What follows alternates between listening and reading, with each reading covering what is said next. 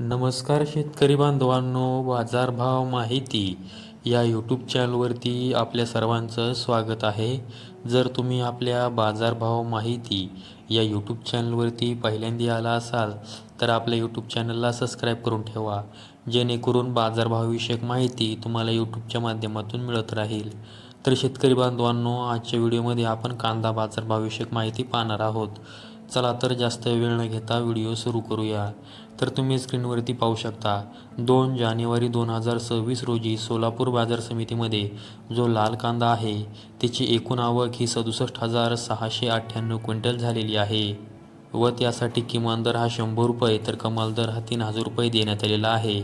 तर सर्वसाधारण दर हा 1,200 रुपये देण्यात आलेला आहे. त्यानंतर पुढील बाजार समिती आहे लासलगाव बाजार समिती.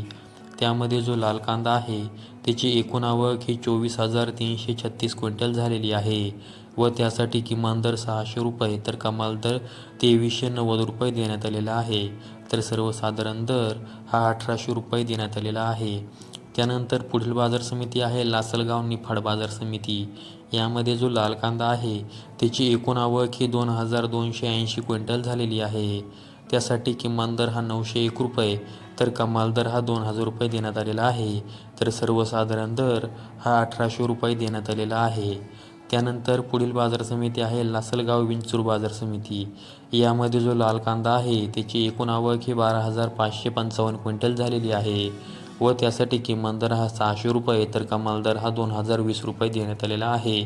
तर सर्वसाधारण दर हा 1,780 रुपये देण्यात आलेला आहे. त्यानंतर पुढील बाजार समिती आहे पुणे बाजार समिती. यामध्ये जो लोकलचा कांदा आहे त्याची एकूण आवक ही 17,475 क्विंटल झालेली आहे. त्यासाठी किमान दर हा 500 रुपये तर कमाल दर हा 2,200 रुपये देण्यात आलेला आहे. तर सर्वसाधारण दर हा 1,350 रुपये देण्यात आलेला आहे. त्यानंतर पुढील बाजार समिती आहे नाशिक बाजार समिती. त्यामध्ये जो पोळ कांदा आहे त्याची एकूण आवक ही 2,377 क्विंटल झालेली आहे व त्यासाठी किमान दर हा 750 रुपये तर कमाल दर हा 2,150 रुपये देण्यात आलेला आहे. तर सर्वसाधारण दर हा 1,800 रुपये देण्यात आलेला आहे. त्यानंतर पुढील बाजार समिती आहे पिंपळगाव बसवंत बाजार समिती. यामध्ये जो पोळ कांदा आहे त्याची एकूण आवक ही 16,800 क्विंटल झालेली आहे. त्यासाठी किमान दर 400 रुपये तर कमाल दर 2,300 रुपये देण्यात आलेला आहे.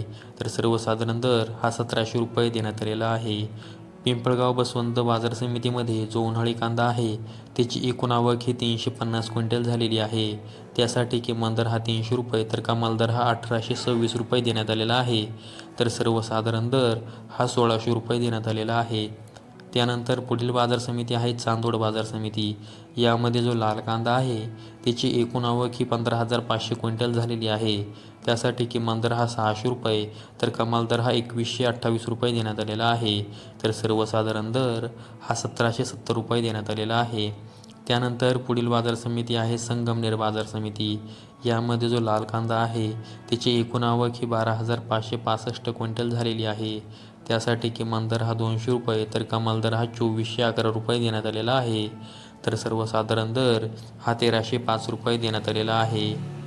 त्यानंतर पुढील बाजार समिती आहे जुन्नर आळेफाटा बाजार समिती. यामध्ये जो चिंचवडी कांदा आहे त्याची एकूण आवक ही 21,300 क्विंटल झालेली आहे. त्यासाठी किमान दर हा 1,000 रुपये तर कमाल दर हा 2,210 रुपये देण्यात आलेला आहे. तर सर्वसाधारण दर हा 1,350 रुपये देण्यात आलेला आहे. त्यानंतर पुढील बाजार समिती आहे मुंबई कांदा बटाटा मार्केट. यामध्ये जी कांद्याची एकूण आवक झालेली आहे ती 12,427 क्विंटल झालेली आहे. त्यासाठी किमान दर हा 800 रुपये तर कमाल दर हा 2,300 रुपये देण्यात आलेला आहे. तर सर्वसाधारण दर हा 1,550 रुपये देण्यात आलेला आहे. तर शेतकरी बांधवांनो, आजच्या व्हिडिओमध्ये मी तुम्हाला 2 जानेवारी 2026 रोजी कोणत्या बाजार समितीमध्ये कांद्यासाठी काय बाजारभाव होता याविषयी माहिती दिली आहे. अशाच कांदा बाजारभावाविषयक माहितीसाठी आपल्या यूट्यूब चॅनलला सबस्क्राईब करून ठेवा. व्हिडिओ आवडल्यास व्हिडिओला लाईक करा. संपूर्ण व्हिडिओ पाहिल्याबद्दल सर्व शेतकरी बांधवांचे धन्यवाद.